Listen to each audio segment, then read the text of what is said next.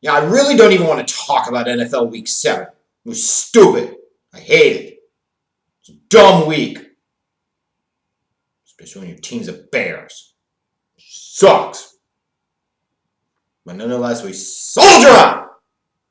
So let's take a look back at the week that was Week 7 of the 2019 NFL season. Kicking off with the Thursday night game, where the Chiefs overcame the loss of Patrick Mahomes with the dislocated kneecap and still ended up blowing out the Broncos 30-6. Jared Goff's 3 combined touchdowns led the Rams to a big blowout over Dan Quinn's faltering, failing Falcons 37-10. Poor Matt Ryan, sprained ankle and all. Josh Allen led a comeback in the fourth quarter for the Bills with 2 fourth quarter touchdown passes. Bills end up beating the Dolphins 31-21, and the Dolphins continue on their path to either hashtag tank for Tua or hashtag blow for Burrow. Andy Dalton throws 3 picks because of course he freaking does. The Jags did enough to keep the Bengals winless, going on to win 27-17. Another big day by Kirk Cousins leads the Vikings over the Detroit Lions 42-30. Derek Carr's goal line fumble late in the first half was really a momentum shifter for the Packers, who went on to blow out the Raiders 42-24 Sunday in Lambeau Field. Jacoby Brissett had a big day, over 300 yards passing and 4 touchdowns. Colts beat the Texans 30-23, take over sole possession of first place in the AFC South. How about that? Andrew who? That's who. Chase Edmonds, 3 rushing touchdowns. Yeah, sorry if you played David Johnson. Chase Edmonds, 3 rushing touchdowns, leads the Cardinals over the Giants 27-21. Now the Cardinals sitting there at 3-3-1, and you're like, uh-oh, what the hell's going on here? The 49ers defense dominates once again, even though they're going against the Redskins. How much does it really say? They still look incredibly good. Like, they are super duper legit. They shut out Washington in the rain Sunday 9-0.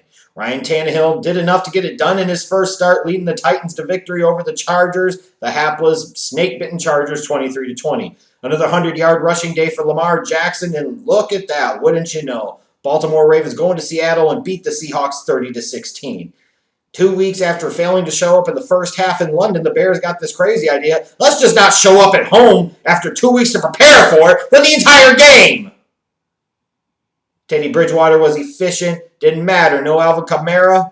No Jared Cook. Who cares? Trubisky is terrible. Bears stunk. Saints rolled 36-25. Imagine that. The first 2 onside kick recoveries of the entire year came in this game, and even then the Bears still lost by 11. I'll just tell you how bad this was. The Cowboys, after losing 3 in a row, came storming out of the gates and ended up vaulting themselves into first place in the NFC East, smashing the Philadelphia Eagles on Sunday night, 37-10. Another week and yet another dominant Patriots performance. See what happens when they actually face a really good offense. Nonetheless, they smashed the Jets on Monday night, 33-0. When you look at the winners and losers from the week that was, I'll go to the winners first. The Baltimore Ravens. You go on the road, that's a quality victory. The Seahawks are probably a playoff team. Lamar didn't have his best game as a passer, and he still found a way to win. You know, you got Marcus Peters in his first game in a Ravens uniform, has a pick 6. Like, things are breaking well right now for the Ravens. The Minnesota Vikings, going on the road, divisional opponent, Lions a game challenger, and Kirk Cousins goes out there and has another really big game. Dalvin Cook has a nice game on the ground, and all of a sudden, here come the Minnesota Vikings. And after that performance a couple weeks ago with the Bears, the Vikings are on a little bit of a roll. And then you got to give credit to the Arizona Cardinals. Cliff Kingsbury, Kyler Murray, and this week it was Chase Edmonds. They're sitting there 3-3-1. They got playoff aspirations. Playoff aspirations. No matter what, if you're a Cardinals fan, if nothing else, regardless of how the rest of the season plays out, you feel like you at least have a little bit of a reason for hope and optimism, and that is something that you can gravitate towards. Talking about the losers for the week, the Philadelphia Eagles, they got boat raced. Absolutely boat raced on Sunday night. This Eagles team is heading in the wrong direction and heading there quickly, and you go out there and you put up 10 points against the Cowboys, you give up 37. Yeah, not good. The Atlanta Falcons. It's not going to be long before Dan Quinn is shown the door from this job, too. Like, what a waste of Matt Ryan, and what a waste of Julio Jones. Like, did they even try? Did they even care? I'm just saying. And then, of course, my Chicago Bears. What more do I need to say? Trubisky's terrible. Nagy's play calling is atrocious. The Bears consistently don't try to run the ball. They fucking sat there and had the fewest rushing attempts in a game in their 100-year history, and there's alleged so-called elite defense, and they got getting their shit pushed in. And then you took 2 weeks to prepare for this game, and what did you get? 2 block punts out of the damn deal. 1 block punt for each week to prepare. Pathetic. And now you look at the Bears this go-around, this year, at 3-3, leave it to this team to actually look to have found their damn field goal kicker for now and the future, and everything else has fallen to freaking shambles.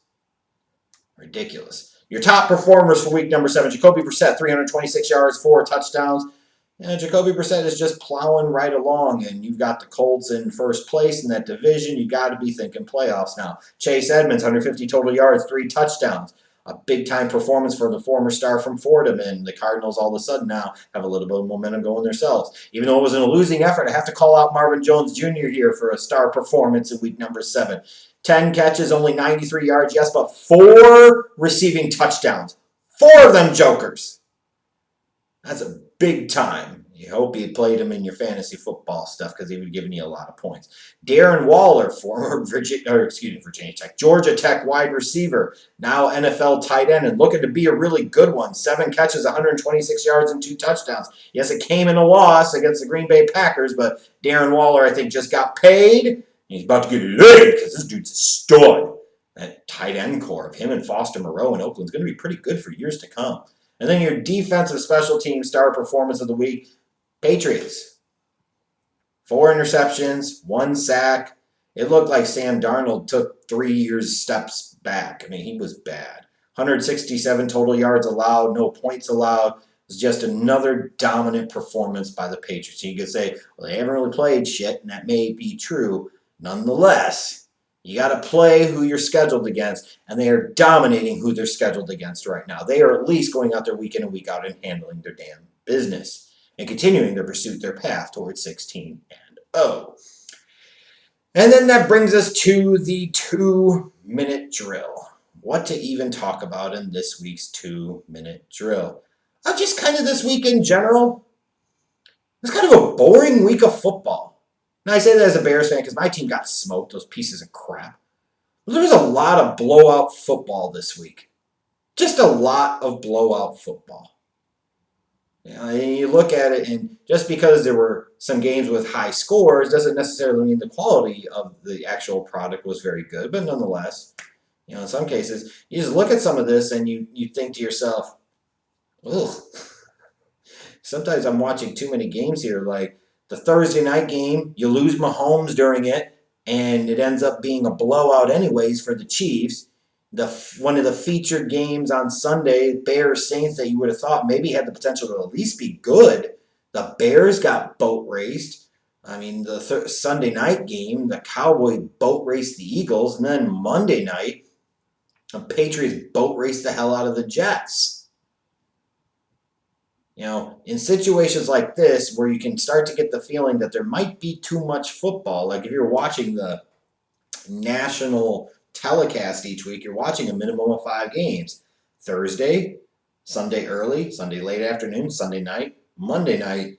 And in theory, if you did that this week, you didn't watch a damn good game amongst them. They were all trash. Like, where was the really interesting and compelling game here? Just a bad week for the NFL. It's a bad week. Let's hope next week's going to be better.